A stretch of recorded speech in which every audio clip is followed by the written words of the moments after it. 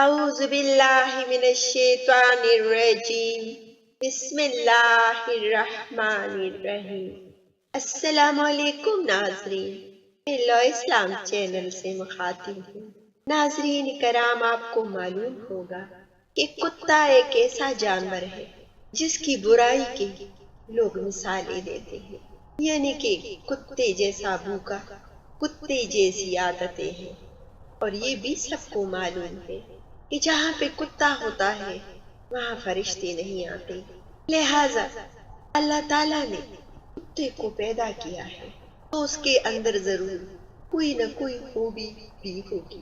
جس طرح انسانوں کے اندر کچھ خوبیاں اور کچھ غلطیاں ہوتی ہیں، اسی طرح کتے کے اندر بھی بہت ساری خوبیاں ہیں، بلکہ وہ خوبیاں انسانوں میں بہت کم ملتی ہے۔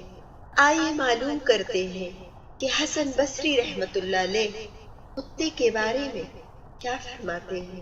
حسن بصری رحمت اللہ علیہ فرماتے ہیں کہ کتے کے اندر 10 صفات ایسی ہیں کہ اگر ان میں سے ایک صفت بھی انسان کے اندر پیدا ہو جائے تو وہ ایک نیک انسان کہلائے گا۔ نمبر 1، کتے کے اندر قناعت ہوتی ہے، جو مل جائے یہ اسی پر قناعت کر لیتا ہے، راضی ہو جاتا ہے، یہ صابرین کی علامت ہے۔ نمبر 2، کتا اکثر بھوکا رہتا ہے، یہ صالحین کی نشانی ہے۔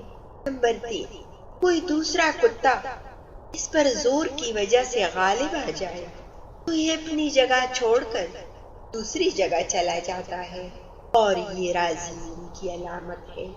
نمبر 4، اس کا مالک اسے مارے بھی تو یہ اپنے مالک کو چھوڑ کر نہیں جاتا، یہ صادقین کی نشانی ہے۔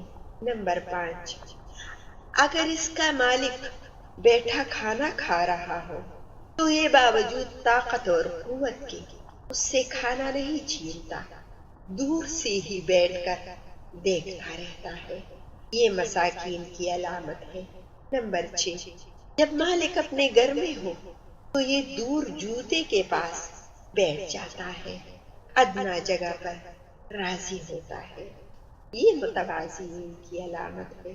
نمبر 7، اگر اس کا مالک اسے مارے اور یہ تھوڑی دیر کے لیے چلا جاتا ہے اور پھر مالک اسے دوبارہ ٹکڑا ڈال دے تو دوبارہ آ کر کھانا کھا لیتا ہے، اس سے ناراض نہیں ہوتا، یہ خادمین کی علامت ہے۔ نمبر 8، دنیا میں رہنے کے لیے اس کا اپنا کوئی گھر نہیں ہوتا، یہ متوکلین کی علامت ہے۔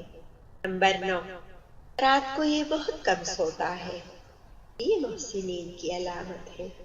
نمبر 10، جب مرتا ہے تو اس کی کوئی میراث نہیں ہوتی، یہ زاہدین کی علامت ہے۔ غور کریں، کیا ان صفات میں سے کوئی صفت ہم میں بھی موجود ہے؟ ہم نے تو جہنم کی بہت کی تدبیر، ہم نے تو جہنم کی بہت کی تدبیر، لیکن تیری رحمت نے گوارا نہ کیا۔ ناظرین کرام، یقیناً کہ کتے میں یہ ساری خوبیاں موجود ہیں، لیکن اس کے باوجود بھی کتا پالنے کی خامیاں بھی ہیں۔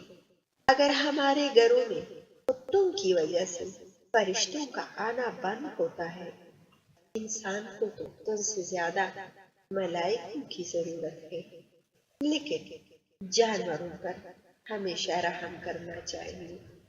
آپ اپنا بہت سارا خیال رکھیے گا، اپنی دعاؤں میں مجھے بھی یاد رکھیے گا، اور چینل کو لائک اور سبسکرائب کرنا نہ بھولیے گا۔